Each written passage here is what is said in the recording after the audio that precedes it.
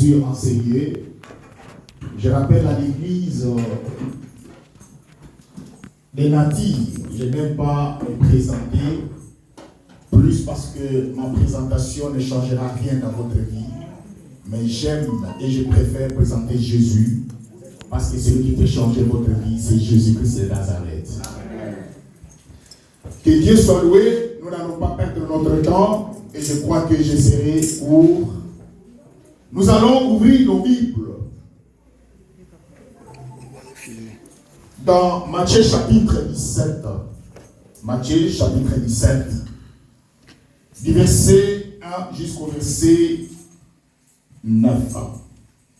Prenez vos Bibles et nous allons lire ensemble rapidement. Nous avons 2 jours que nous allons parler de cet enseignement sur à la montagne de l'Éternel. 6 jours après, Jésus prit avec lui Pierre, Jacques et Jean, son frère. Et il les conduisit à l'écart sur une haute montagne. Il fit transfigurer devant eux. Son visage resplendit comme le soleil et ses vêtements des verres blancs comme la lumière. Et voici Moïse et Élie leur apparurent, s'entretenant avec lui. Pierre, prenant la parole, dit à Jésus, Seigneur, il est bon que nous soyons ici, si Dieu le veut. Je dresserai ici 3 tentes, une pour toi, une pour Moïse et une pour Élie. Comme il parlait encore, une nuée lumineuse les couvrit, et voici une voix fit entendre de la nuée ces paroles. Celui-ci est mon fils bien-aimé, en qui j'ai mis toute mon affection. Écoutez-le. Lorsqu'ils entendirent cette voix, les disciples tombèrent sur leurs faces et furent saisis d'une grande frayeur. Jésus s'approcha, les toucha et dit, levez-vous, n'ayez pas peur. Ils levèrent les yeux et ne virent que Jésus seul. Ils ne virent que Jésus seul. Jésus. Comme ils descendaient de la montagne, Jésus leur donna cet ordre de parler à personne de cette vision jusqu'à ce que le Fils de l'homme soit ressuscité des morts. Nous allons fermer nos yeux et nous allons prier. Tendre Père, la Bible nous dit, l'homme ne vivra pas de pain seulement, mais encore de toutes les paroles qui sortent de la bouche de Dieu. Seigneur, nous venons encore à cet instant par cette occasion qui nous a offerte. Seigneur, parle-nous et enseigne-nous pour le salut de nos âmes. Et la Bible ajoute, poussée par le Saint-Esprit, que les hommes ont parlé de la part de Dieu. Yahweh, nous avons besoin de toi, que Jésus-Christ soit élevé comme Seigneur en ces lieux. Pendant la prédication, et toute puissance qui ne confesse pas ton nom, visible ou invisible, nous détruisons cela dans le nom de Jésus. Que la grâce et la faveur du Seigneur soient avec nous dans les noms glorieux et merveilleux de notre Seigneur. Nous t'avons ainsi prié. Amen. Amen. Nous allons nous asseoir. Merci beaucoup. L'Église. Je crois que nous sommes en train de parler sur à la montagne de l'Éternel. Pourquoi nous avons voulu expliquer au peuple de Dieu sur cet enseignement que nous allons expliquer pendant 2 jours. Nous reprenons les textes dans le verset 1. C'est là que nous allons nous limiter aujourd'hui et nous allons continuer demain. Et je ne crois pas que nous allons terminer cela et nous allons expliquer que le verset 1 et le verset 2. Donc aujourd'hui nous prenons le verset 1 et demain nous prenons le verset 2. Et on termine. 6 jours après, Jésus prit avec lui Pierre, Jacques et Jean, son frère. Il les conduisit à l'écart sur une haute montagne. L'Église, je vais vous dire, peuple de Dieu, si nous regardons ici, c'est la Bible dans le Nouveau Testament. Parce que la Bible que nous lisons est écrite dans 3 langues. Hébreu, araméen et puis grec. Et la langue maternelle de Jésus, la langue que le Seigneur parlait, c'est la langue araméenne. Voilà pourquoi vous allez voir que Jésus sur la croix, il a dit Heli Heli, Laga Shabatan, qui ne veut pas dire, il a parlé en langue, qui signifie mon Dieu, pourquoi m'as-tu abandonné? Attention l'église, l'abandon que la Bible nous parle là-bas, ce n'est pas l'abandon que nous vivons sur cette terre, où ta famille t'a abandonné, tes amis t'ont délaissé, même ceux-là qui t'ont fait du bien t'ont abandonné. Non. C'est tout simplement, c'est l'abandon d'un accouchement. Quand une femme est en train d'accoucher, elle subit l'abandon de son mari. Et Jésus sur la croix, il faisait aussi l'accouchement de l'église. Et c'est pour cela qu'il a dit, Père, pourquoi m'as-tu abandonné? La Bible nous dit 6 jours après. Or, si vous lisez dans la Bible, 6 jours après, veut dire 7e jour, qui est le sabbat. Parce que nous sommes en train de parler à l'église, à la montagne de l'Éternel. Et l'église, je vais vous dire une chose. Si vous regardez dans la Bible, si vous regardez même dans l'Ancien Testament, Dieu était un Dieu de montagne. C'est pour cela, si vous lisez même dans la Bible, dans Jean chapitre 4, quand Jésus est en train de parler avec la femme samaritaine, quand Jésus est en train de faire sortir des révélations sur la vie de ces femmes, il dit, femme, il y a 4 hommes que tu vis avec, que tu vivais avec, et celui que tu vis avec maintenant n'est pas ton mari. Et la Bible nous dit, quand la femme a entendu ces choses, quand elle a entendu tout ce que le Seigneur parlait, la femme était stupéfaite. La femme était étonnée d'entendre des choses pareilles qui venaient et il pose la question. Ne serait-ce pas le Messie que nous attendons? Voilà pourquoi l'Église, nous avons choisi ce thème pour vous expliquer, maman, papa, ce qui est plus important dans notre vie de tous les jours, c'est de monter à la montagne de l'Éternel. Or, dans l'Ancien Testament, la montagne de l'Éternel est représentée et signifiée la présence divine de Dieu. Et la Bible nous dit 6 jours après, c'est-à-dire le 7e jour qui est le sabbat. Et si vous regardez dans la Bible, peuple de Dieu, le 7e jour, dans l'histoire juive, les Juifs respectaient le sabbat, qui était le samedi, qui n'est pas le dimanche. Parce que chez les Juifs, et je vous enseigne le peuple de Dieu, la Bible que nous lisons est écrite dans la culture juive, pas dans la culture que nous vivons aujourd'hui. C'est pour cela ce qui est plus important dans notre vie, c'est de prendre d'abord et de connaître la culture de la Bible, afin de ramener cette culture dans notre culture. Et c'est alors que vous allez comprendre la pensée biblique. Et la Bible dit 6 jours après, c'est-à-dire le sabbat. Et vous savez, Jésus est mort le vendredi à 17h. Et Jésus a rendu l'âme le vendredi. Et curieusement, Jésus va ressusciter le matin. C'est pour cela que si vous calculez même dans les calendriers juifs, vous allez voir comme si Jésus a fait 2 jours. Mais or, la Bible nous démontre qu'il a fait 3 jours. Et la Bible nous dit qu'il est ressuscité le 3e jour.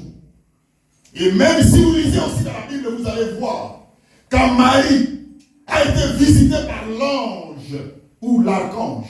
Parce que vous devez savoir que dans la Bible, nous avons 2 sortes des anges. Nous avons des anges et des archanges. Les anges, ce sont les anges qui ne portent pas le nom. Et les archanges, ce sont des anges qui portent le nom. Tels que Gabriel,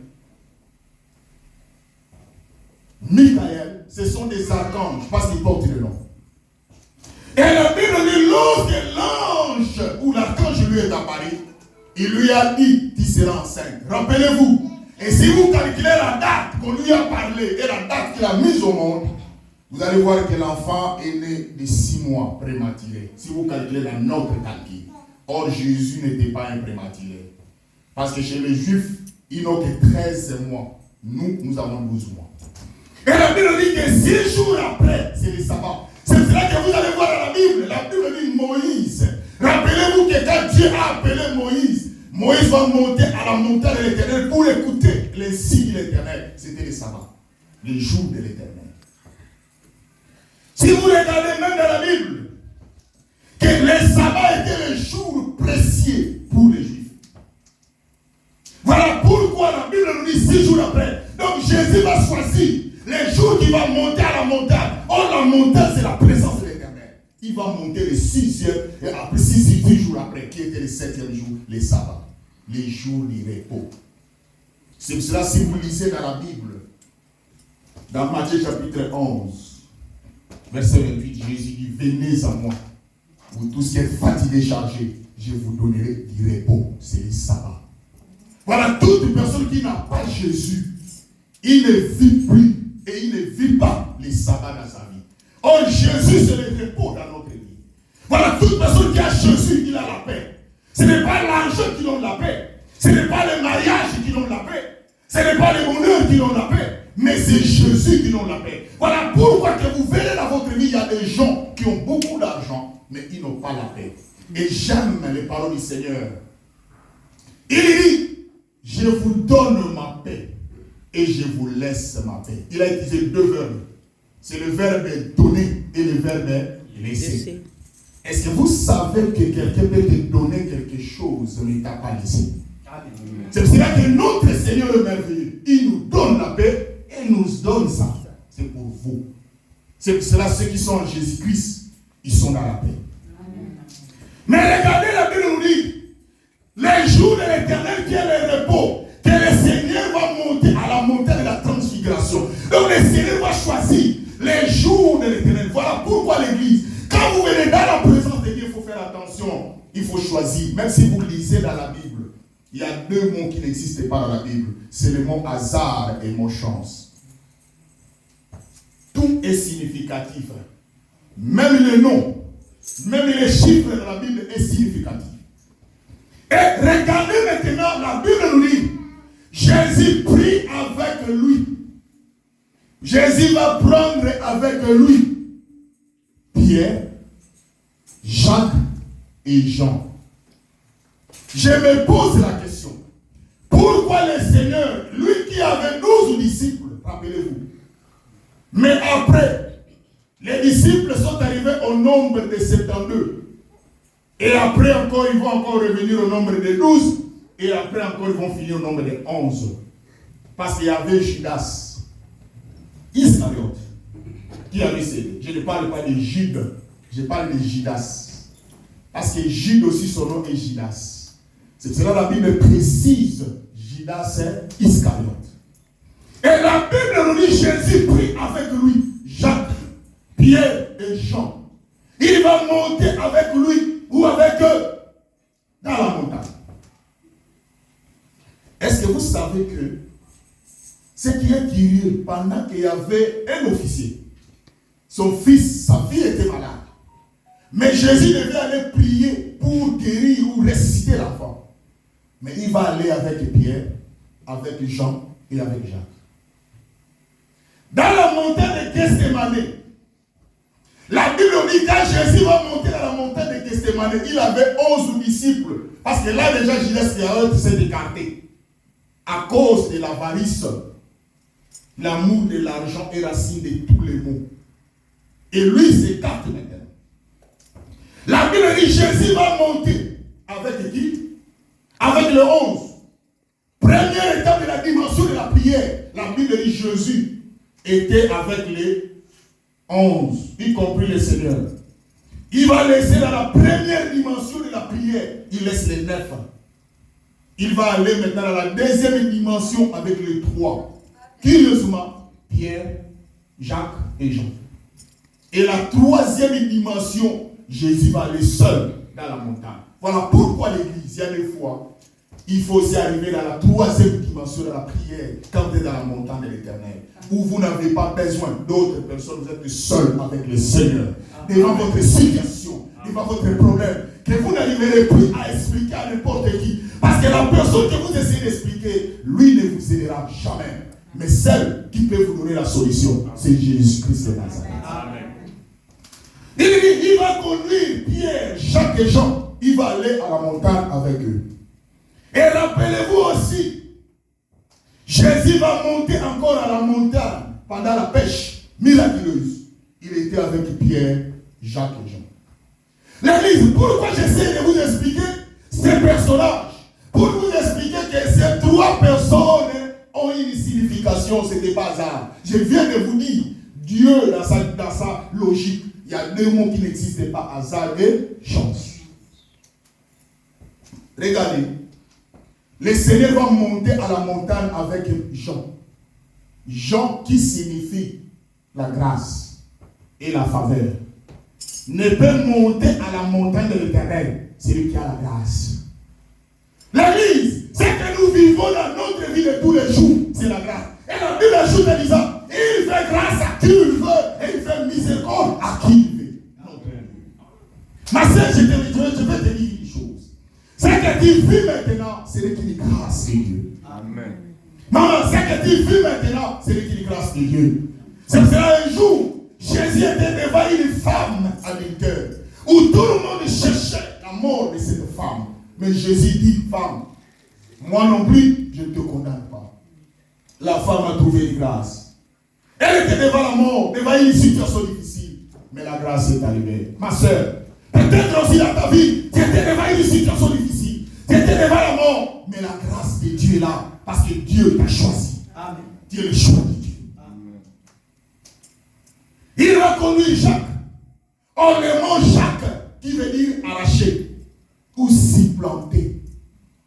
Donc, le Seigneur va aller avec Jacques. L'église, rappelez-vous de la Bible, quand la Bible nous parle de l'histoire, Jacques qui veut dire arracher. Et j'ai toujours l'habitude de dire au peuple de Dieu, dans cette vie que nous vivons sur cette terre, il n'y a pas une vie sans sacrifice. Il n'y a pas une vie sans combat. Aujourd'hui, beaucoup des enfants de Dieu veulent la facilité. Beaucoup des enfants de Dieu veulent la facilité. Ma soeur, quelle que soit ta beauté, quelle que soit ta taille, mon frère, quel que soit ton argent, la vie a besoin toujours d'un sacrifice. Amen. Il n'y a pas une vie sans sacrifice. La Bible dit qu'il va monter avec Jacques. Jacques qui veut dire arracher. C'est le combat. Dans la vie, il faut combattre. Dans la vie, il faut toujours combattre pour réussir. C'est pour cela que vous voyez, malgré, vous paraissez beau, vous paraissez belle, mais il y a un prix. Vous avez travaillé pour être ce que vous êtes. C'est la vie de sacrifice. Mais curieusement, Jésus va monter encore avec Pierre. Permettez-moi, peuple de Dieu, de vous dire. Le Seigneur était sur une montagne avec ces trois personnages. Il était avec Jean qui signifie la grâce ou la faveur de Dieu.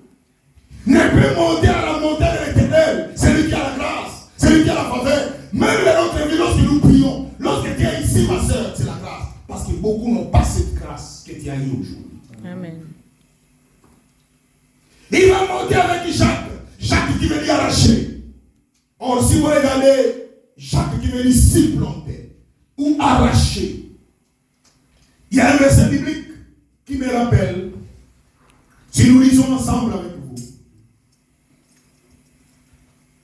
dans 1 Samuel, si vous avez vos Bibles, dans 1 Samuel,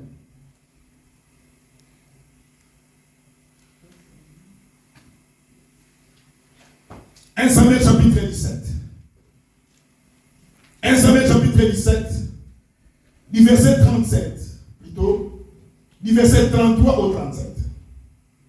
1 Samuel chapitre 17. Regardez Jacques, le travail que Jacques a fait. Arraché. Et nous allons comprendre cela à partir de ce verset. Saoul dit à David qu'il ne peut pas aller te battre avec ce fils, car il est un enfant. Il est un homme de cœur et de sagesse. David dit à Saoul, ton serviteur faisait paître les brebis de son père. Car un lion ou un ours venait enlever une des troupeaux. J'ai coulé après lui. Je l'ai frappé. J'arrachai la brebis de sa gueule. Et il s'est dressé contre moi. Je l'ai saisissé par la gauche. Et je l'ai frappé. Et je l'ai tué. C'est ainsi que ton serviteur a terrassé les lions et l'ours. Il lancera les Philistins de cette sœur incirconcis comme l'un d'eux, car il a insulté l'armée du Dieu vivant. L'église, si vous regardez ce que la Bible nous dit ici, la Bible nous explique l'histoire de David. La Bible de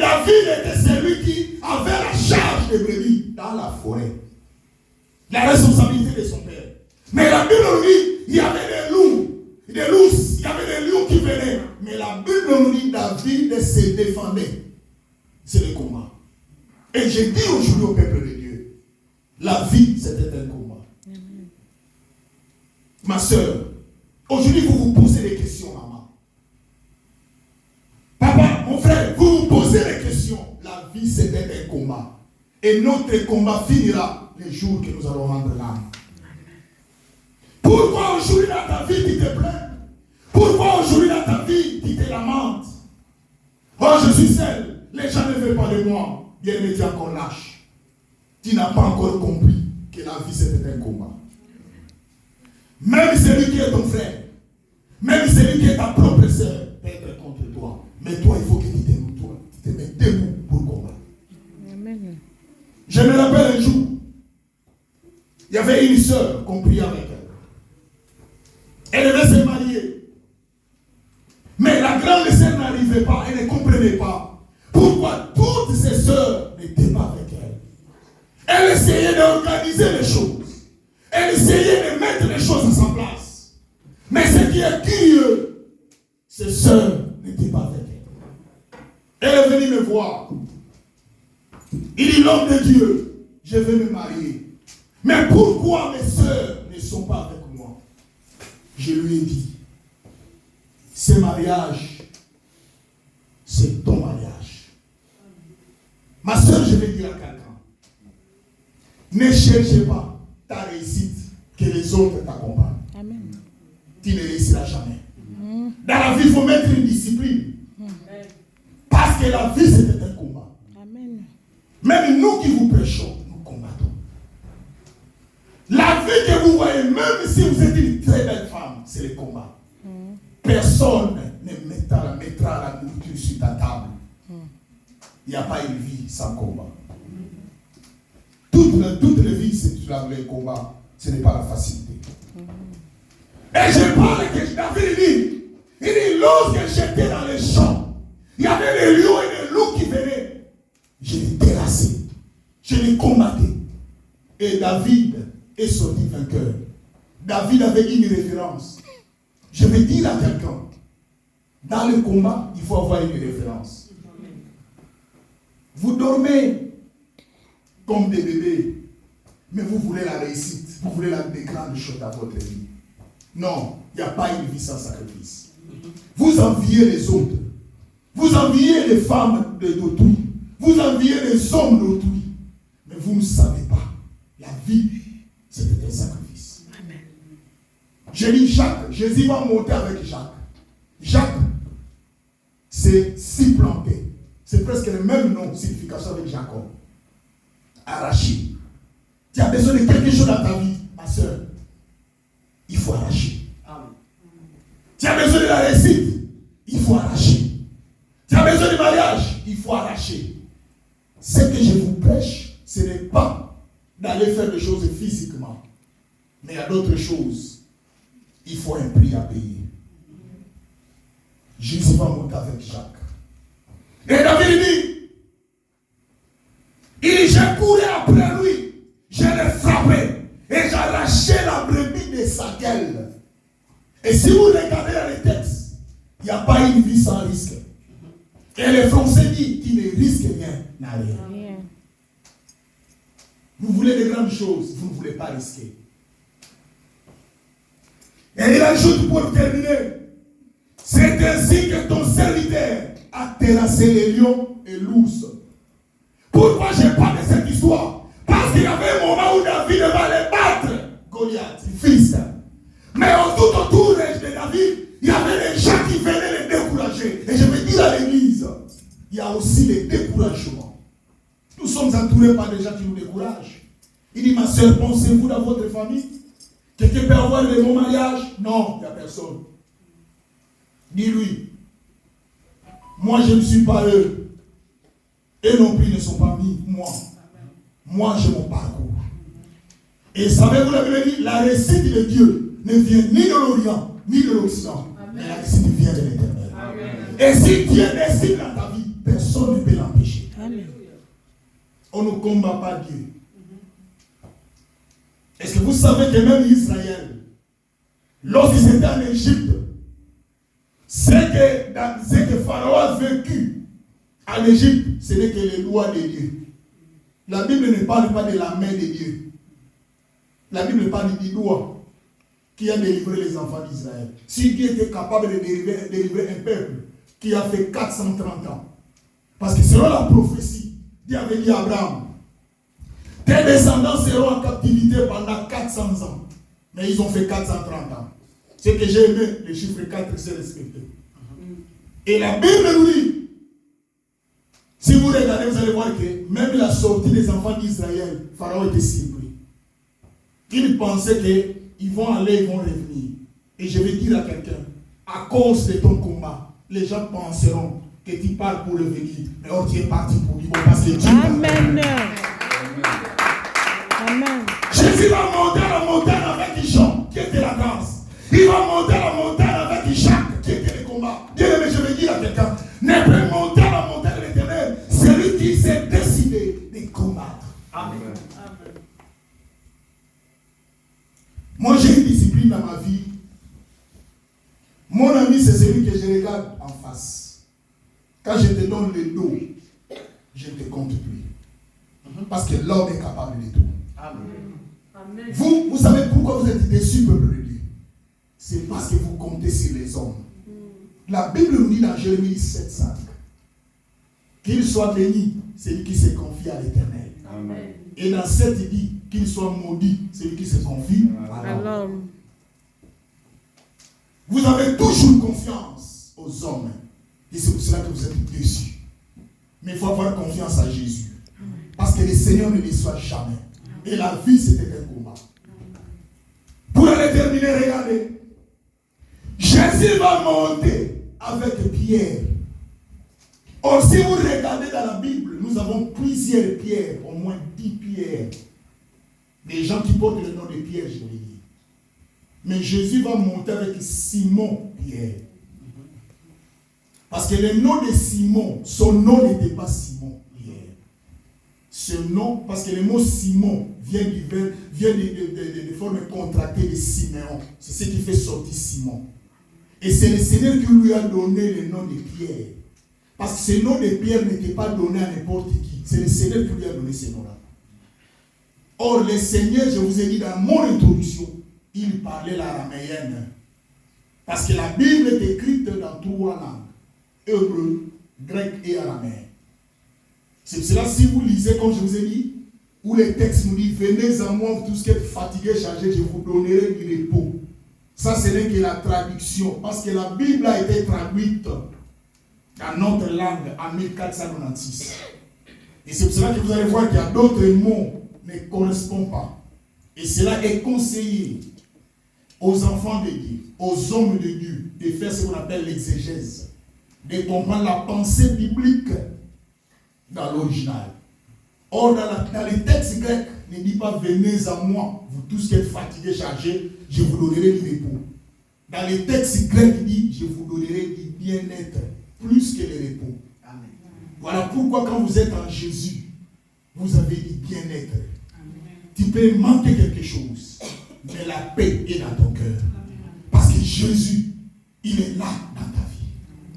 Et la Bible nous dit quand le Seigneur va monter avec une prière, et si vous regardez que vous allez voir Jésus, or le mot Pierre, parce que le Seigneur parlait l'araméen, qui veut dire s'efface. En grec qui veut dire Pétros, et en français qui veut dire Pierre. Et si vous regardez le nom de Pierre, signifie ce qui est semblable à la pierre. Donc, Jésus va dire à Pierre, tu es semblable à la pierre. Or, si vous regardez dans 1 Corinthiens chapitre 10, verset 4, lisons. 1 Corinthiens chapitre 4, 10, 4.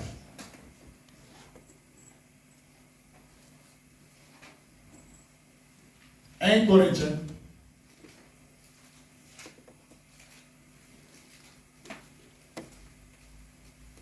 Verset 4. Vous êtes là? Et qu'ils ont tous bu le même breuvage spirituel. Car ils buvaient à un rocher spirituel qui les suivait. Et ce rocher était Christ. Donc, pierre, que celui qu'on appelle la pierre, était semblable à qui? À Jésus. Donc, ne peut monter à la montagne de l'Éternel, celui qui ressemble à Jésus. Et il y a un Français qui dit, celui qui se ressemble, s'assemble. Est-ce que vous savez l'Église a un verset biblique qui dit, dans 1 Jean chapitre 3, verset 2, nous allons lire. 1 Jean chapitre 3, pour terminer. 1 Jean chapitre 3.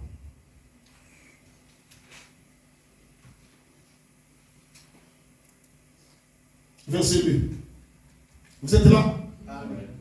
Bien-aimés, nous savons maintenant, enfants de Dieu, et ce que nous serons, n'a pas encore été manifesté. Mais nous savons que lorsque cela sera manifesté, nous serons semblables à lui. C'est qui? Jésus. C'est Jésus. Amen. Et parce que nous le verrons tel qu'il est, nous serons semblables à qui? À Jésus. Donc Jésus va monter à la montagne de l'Éternel avec Pierre. Or Pierre signifie celui qui est semblable à Jésus. Et la Bible nous dit, c'est lui qui était dans l'Ancien Testament. Est-ce que vous savez que lorsque les enfants d'Israël sortirent de l'Égypte, et la Bible les appelait, vous savez, même en Égypte, on l'appelait les Hébreux. C'est dans le chapitre 14, 13-14 qu'on les a changé les noms. On va les appeler maintenant les Israéliens.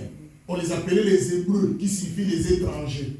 Et je vais dire à l'Église, si vous ne savez pas, peuple de Dieu, sur cette terre, si vous lisez la Colossiens, nous sommes des étrangers et des voyageurs sur cette terre. Amen. Nous allons tout laisser. Je parle du verbe de quantité. Tout. Amen. Il y a des gens qui vont choisir pour toi ce que tu vas apporter. Amen. Les jours que j'ai prêché dans un deuil, où j'expliquais à l'église aussi un jour, même dans un deuil, où je parle que l'homme vit de la mort. Si vous ne savez pas ça, je vous informe. C'est ça. Chaque jour, nous mangeons la mort, nous respirons la mort, nous vivons la mort. Preuve en est que c'est lui qui a mangé une nourriture vivante qui me parle maintenant. Même un poisson vivant qui me parle. Les poissons que tu as mangés, tu l'as fait tuer d'abord. L'homme mange et vit la mort. C'est pour cela que je vais dire à l'église, chaque jour que nous marchons, vous savez que lorsque tu es transpiré, quand tu essayes d'enlever la sueur, tu jettes la salive dans la terre. C'était un langage. Cela veut dire, toi tu me précèdes, mais un jour, moi-même en personne, je te suivrai. Voilà pourquoi l'église ne peut monter à la présence de l'Éternel, celui qui ressemble à Jésus. Il faut être Pierre, il faut être Jacques, il faut être Jean. Je parle de Jean, c'est la grâce. Je parle de Jacques, c'est le combat. Il y a la vie de sacrifice, et je parle de Pierre, être semblable à Jésus. Lorsque nous nous ressemblons à Jésus, c'est alors la réalité et la réponse est effective dans notre vie de tous les jours. Aujourd'hui, peuple de Dieu, Jésus va monter à la montagne. Or, la montagne que Jésus parle là, c'est la présence de Dieu. Amen. Parce que lui-même a conclu dans Jean 4, quand il parle avec la femme samaritaine. Est-ce que vous savez, dans la coutume juive, tu ne peux pas se retirer avec une femme à côté. Et surtout, si tu es un rabbin. Et Jésus était le grand rabbin. Et je vous informe, en Israël, il y avait deux sortes de catéchèses qu'on appelle des affermissements. Il y avait la catéchèse synagogale et la catéchèse familiale. Lorsqu'un enfant est né de 0 à 6 ans, il apprenait les choses de ses parents, ce qu'on appelle la catéchèse familiale. De 6 ans à 12 ans, l'enfant va apprendre la catéchèse synagogale. Quand je parle de synagogue, c'est l'église. Et lorsque vous atteignez cet âge-là, il y a un rabbin, il y a un test que vous allez passer qu'on appelle le bar mitzvah. Où ce test-là était seulement les hommes, non les femmes. Si vous êtes une femme, on vous met de côté. Et ce n'est que les hommes qui vont passer à ce test-là. Rappelez-vous dans la Bible, lorsque les rabbins sont venus, ils posaient Jésus la question quand il avait 12 ans. Est-ce que vous savez les choses que Jésus faisait sortir? Était plus âgé, qui dépassait les rabbins. Parce que Jésus était le rabbin des rabbins. Amen. Jésus était le Dieu, c'est lui, le Dieu de l'État. Il qu'il avait la connaissance et lui-même était la connaissance. Ne peut monter à la montagne. Celui qui ressemble à Jésus. Je pose la question. À qui ressemblez-vous? Est-ce que vous ressemblez à qui? Regardez l'Église. Vous voulez vivre la main puissante de Dieu dans votre vie, mais vous ne ressemblez pas à Jésus. Vous voulez vivre la main puissante de Dieu dans votre vie, mais vous ne combattez pas. La vie, c'était un combat. Personne ne vous laissera et vous donnera la chance de réussir. Même si cette terre, nous qui travaillons l'église, vous voyez, vous connaissez vous-même, vous travaillez avec la personne qui quitte sa maison, il vient chez vous, mais il y a des choses qui se passent dans le travail, c'est comme s'il a quitté sa maison pour vous. Mais si vous n'êtes pas fort, et si vous ne combattez pas, vous n'aurez pas la réussite et la victoire. Amen. C'est pour cela que la Bible nous dit, Jésus a vaincu. Et quand Jésus dit, Père, tout est accompli. Est-ce que vous savez, dans Genèse, quand la Bible dit Dieu va créer toutes choses pendant le 6e jour, et le 7e jour, Dieu se reposa. Le repos que la Bible parle, ce n'est pas la fatigue, mais c'est le repos de finir de créer. Dieu va finir, il vient de terminer de créer. Et Jésus sur la croix n'a fait que la récréation. C'est lui qui va encore donner à l'homme ce que l'homme avait perdu dans le jardin d'Éden. Amen. Et c'est pour cela que la Bible l'appelle le second Adam. Le premier Adam fait entrer la mort, mais Jésus est venu sur la croix et il nous a donné la vie éternelle. Amen. C'est pour cela que la Bible nous dit celui qui a le Fils a la vie, mais celui qui n'a pas le Fils n'a pas la vie. Et je vais dire au peuple de Dieu, dans la vie, il faut être patient. Ne soyez pas pressés. Laissez le Seigneur vous conduire. Laissez le Seigneur vous orienter. Ne suivez pas les autres. Un jour, j'expliquais aux enfants de Dieu, vous imitez même ceux que vous ne pouvez pas imiter. Je vais dire à l'église, chaque personne a son parcours. Chaque personne a son histoire. Je ne connais pas vos vies ici, mais je vais essayer de vous expliquer. Dans la vie, d'autres personnes vont se limiter peut-être là-bas. Mais toi, tu peux aller encore plus loin. Mais quand tu imites celui qui va se limiter quelque part, tu es en train de bloquer la vision de Dieu dans ta vie. Amen. Tu es en train de bloquer la promesse de Dieu dans ta vie. C'est pour cela, moi, j'ai compris que dans ma vie, je peux effrayer mon chemin. Et je vais dire à quelqu'un, parce que nous montons à la montagne de l'Éternel, c'est le moment maintenant de faire ton choix. C'est le moment maintenant, ne regardez ni ton mari, ni ta femme, ni tes enfants, ne regarde personne, regarde la croix de Jésus. Amen. Et quand tu progresses avec le Seigneur, quand Jésus était avec la femme samaritaine, rappelez-vous, je vous ai parlé dans la coutume juive, on ne peut pas se retirer avec une femme à côté. Rappelez-vous dans les textes, lorsque Jésus était dans la maison de Lazare, avec l'histoire de Marthe, et quelle était la réaction de Marie? Seigneur, cela ne te dérange pas que ma soeur s'assoie à ton côté. Ce n'était pas le problème de Marie. C'était le problème que Marie a soupçonné. Il pensait que Jésus était en train de faire entrer un dossier avec Marthe. Ce que je vous dis est biblique. Preuve en est que nous pouvons lire avec vous. Et vous allez voir, c'était la mentalité juive. Regardez dans Jean 4, 27. Regardez. Vous allez voir. Même Jésus, quand il était avec la femme samaritaine à côté, regardez la réaction. Pour prouver que ce que Marie a pensé pour sa soeur, c'était ça. Jean chapitre 4, 27. Vous êtes là? Oui. Jean chapitre 4, verset 27. Regardez ce que les comportements. Dans le verset 27. Là-dessus arrivèrent ses disciples qui furent étonnés de ce qu'il parlait avec une femme. Est-ce que Jésus c'est un péché de parler avec une femme? Non. C'est-à-dire quoi? Ils ont soupçonné. Toutefois, aucun ne dit que demande-t-il ou de quoi parle-t-il avec elle. C'est pour cela que vous voyez des gens, quand ils voient un frère avec une soeur à côté, c'est lui qui a des mauvaises pensées, des mauvaises intentions. C'est lui qui va penser. Amen. Mal. Et j'aime Jésus quand il disait, je vois Satan venir à moi, il n'a rien trouvé. Vous savez l'église, c'est nous qui donnons l'accès au diable. C'est le Éphésiens 4, 27. C'est nous qui donnons l'accès au diable. Est-ce que vous savez que les diables nous respectent, mais vous-même, vous ne savez pas votre valeur? Si vous lisez dans la Bible, vous allez voir que quand Dieu a créé la création, toutes les choses, c'est la création. Dieu a fait donner le nom seulement à 5 objets. 5. Je vous informe, Dieu va donner le nom à la création. 5 éléments seulement. 5. Tout ce qui est resté, c'est l'homme qui a donné le nom. Est-ce que vous ne comprenez pas la valeur que Dieu nous donne? Lui-même, le créateur, il a créé des choses, il dit, moi je donne seulement 5 noms. Les restes, toi donne. Est-ce que vous ne voyez pas que Dieu te donne de la valeur, mais toi-même, tu ne connais pas ta valeur? C'est pour cela qu'aujourd'hui, l'Église, vous avez perdu votre dignité. Vous avez perdu votre valeur. Mais aujourd'hui, par la grâce de Dieu, nous sommes maintenant montés dans la montagne de l'Éternel. Mais Jésus va dire à cette femme, et attention, parce que quand je termine ici, tu risques d'aller chercher une montagne en disant que le pasteur vient de nous prêcher, il faut monter dans une montagne. Tu commences à chercher des montagnes ici en Belgique. Il faut faire attention. Le problème que je parle, ce n'est pas la montagne physique. Parce que Jésus avait compris cela. Quand la femme dit, Jésus parle avec cette femme samaritaine, dans Jean 4. Est-ce que vous savez, entre les Samaritains et les Jésus, parce que Jésus était un juif, ils étaient des ennemis pendant 7 siècles, 700 ans. Ils ne se parlaient pas pendant 7 siècles. Et quand Jésus va commencer à parler avec la femme dit quoi? Nous nous adorons sur la montagne. Parce qu'en Israël, il y avait 2 montagnes. Il y avait la montagne de Garizim et la montagne de Baal. C'est-à-dire, Israël était composé de 12 tribus.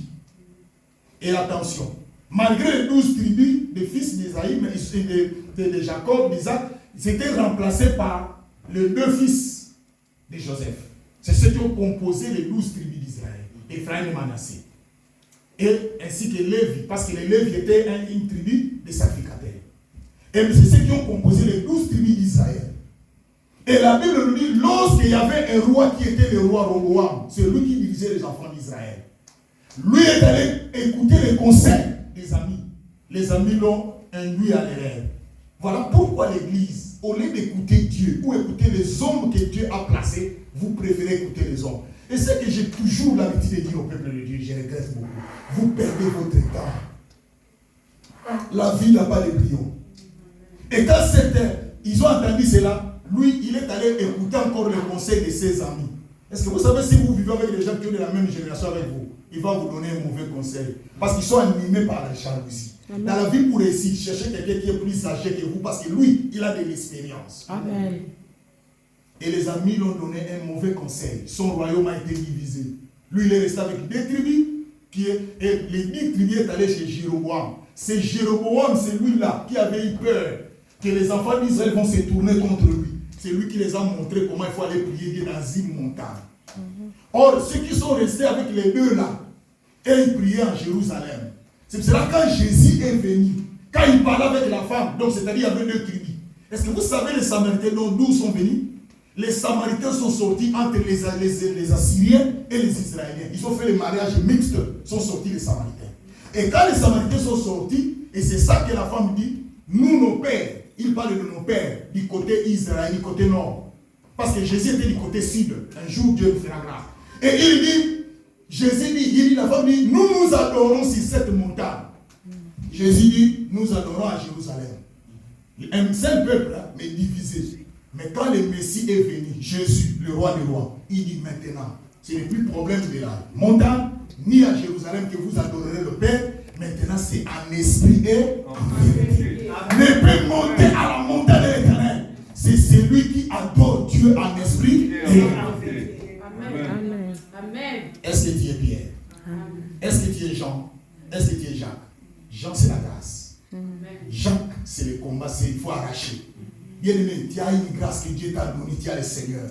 Il ne faut pas minimiser le Seigneur qui est à toi. Marche avec lui, il va t'accompagner. Tu réussiras. Je vais vous donner un témoignage pour terminer. Là où je travaille,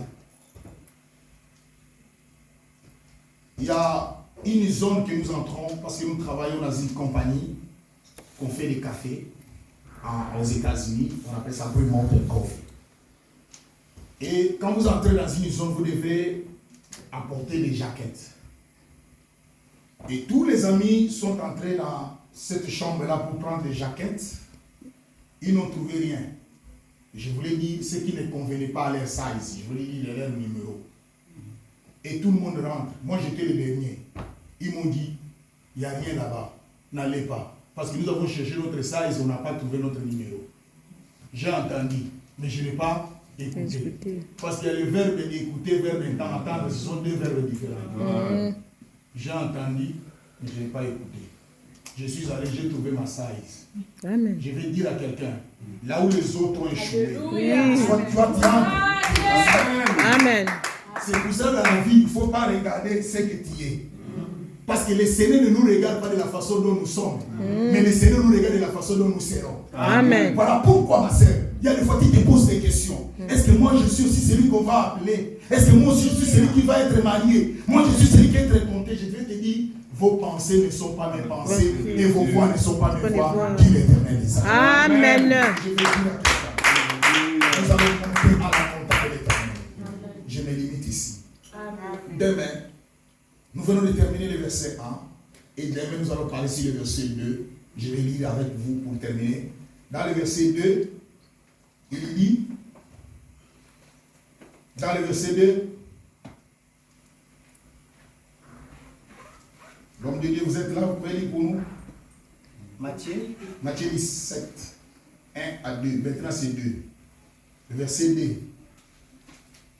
Pierre va monter. Pierre va monter. Jacques et puis Jean. Vous avez compris maintenant que ces trois personnages-là représentaient le Seigneur Jésus-Christ. Mais peut monter à la montagne de l'Éternel. C'est lui qui ressemble à Jésus. Celui qui est Jacques, celui qui est Jean. Il faut avoir une grâce. Ma soeur, la grâce veut dire, tu n'as pas forcé. La grâce, quand il vient, elle ne regarde même pas ton visage. Ne regarde même pas si tu es intelligent ou tu as beaucoup d'argent. Quand la grâce vient, c'est la grâce. Amen. Ça, c'est notre Dieu. Matthieu chapitre 17, verset 2, j'ai lu au nom de Jésus. Il fit transfigurer devant eux. Il fit transfigurer devant eux, devant trois personnages. Hein, son visage resplendit comme le soleil. Son visage resplendit comme le soleil. Et ses vêtements devinrent blancs comme la lumière. Ses vêtements devinrent blancs comme la lumière. La parole du Seigneur. Amen. Merci. Allez encore au verset 3. Pour terminer, nous allons attaquer le verset 3 aussi. Voici Moïse et Élie leur apparurent. Moïse et Élie leur apparurent. Or, Jésus était dans l'Ancien Testament. Plutôt dans le Nouveau Testament. Or, Moïse et Élie, ce sont des personnages de l'Ancien Testament. Est-ce que vous voyez des choses qui se passent dans la montagne? Mais ils vont apparaître dans le Nouveau Testament. Les gens qui sont déjà morts apparurent. S'entretenant avec lui. S'entretenant. Il commence à parler avec Jésus. Donc c'est un mystère caché. L'Ancien Testament parle avec le Nouveau Testament. Verset 4. Non, c'est limitez-vous là-bas. C'est ce que nous allons parler demain. Peuple de Dieu. Je vous parle à la montagne de l'Éternel. Comment vous pouvez monter à la montagne de l'Éternel? La montagne de l'Éternel n'est rien d'autre. La concentration. La montagne de l'Éternel n'est rien d'autre. La présence de Dieu. Là où tu es, à genoux, toi, tu pries, tu cherches Dieu. Dieu va descendre. Amen. Mais il y a une condition. Il faut être Jean, la glace. Il faut être Jacques, celui qui arrache. Celui qui est un guerrier. Là où les autres disent non, toi tu dis, là où vous avez dit non, moi je dis oui. Il faut être Pierre, semblable à Jésus. Il faut être semblable à Jésus. Vous ressemblez à qui? C'est pour cela que nous souffrons aujourd'hui dans nos églises. Vous ne ressemblez pas à Jésus. Vous ressemblez aux hommes. C'est pour cela que vous êtes déçus. Moi, j'ai besoin d'être comme Jésus. Vous savez, un jour, les disciples qui sont venus, il y a un peuple qui sont venus vers Jésus. Vers les disciples, ils disent, nous voudrons voir Jésus. Maman, vous ne venez pas, ma soeur, ici pour voir des hommes de Dieu. Je vais vous dire une chose. Il y a des fois, quand je prêche, je parle de ces choses. Même moi qui vous prêche, je ne suis pas saint. Mais je sais que l'église d'aujourd'hui, vous souffrez. Parce que vous ne voulez pas vivre dans la sanctification. La Bible nous dit, quand vous serez semblable à lui, vous le verrez tel qu'il est. C'est le retour du Christ. Si cette terre, il y a des fois vous perdez votre conscience. Le temps est arrivé. Ma soeur, mais il serait dans ta vie. Moi, j'ai vu des gens dire que moi, je ne viendrai pas à l'église à cause de X ou à cause de Y. Vous êtes en train de vous tromper. Le jour que le Seigneur reviendra, il ne va pas vous poser la question, ma fille, je sais que ce n'était pas ta faute. Je sais que c'était la faute de X. Non, vous vous trompez, détrompez-vous. Le temps est arrivé. C'est la violence. Il faut être Jacques. Il faut arracher. Ça, c'est ma vie. C'est la vie de ma femme. C'est la vie de mon mari. C'est la vie de mes enfants. Je n'ai rien à négocier. Est-ce que vous savez que les diables, quand ils viennent dans nos vies, ils ne nous demandent pas l'autorisation. Si vous regardez votre cœur, le cœur que nous avons a une porte. La cellule se trouve à l'intérieur, si vous ne savez pas. Notre cellule ne se trouve pas à l'extérieur, c'est à l'intérieur. Lisez Apocalypse 3:20. Il dit, voici, je me tiens à la porte et je frappe. Si quelqu'un entend ma voix et ouvre la porte, c'est-à-dire la cellule se trouve où? À l'intérieur. Si la cellule était à l'extérieur, qu'est-ce qu'il allait faire? Il allait forcer, puis entrer. Mais Dieu veut ta volonté. Dieu veut ta permission. Voilà pourquoi j'aime dire que notre Jésus, c'est un homme qui respecte, qui nous respecte aussi. Mais le diable, quand il vient dans ta vie, il ne te demande pas l'autorisation, il te force. C'est pour cela un jour tu te retrouves, tu as déjà tombé. C'est pour ça que tu te retrouves, tu as déjà volé. Parce qu'il t'a forcé. Mais notre Seigneur, un homme doux de cœur. Voilà pourquoi aujourd'hui, nous avons besoin de monter à la montagne de l'Éternel. Change ta façon, change ta dimension.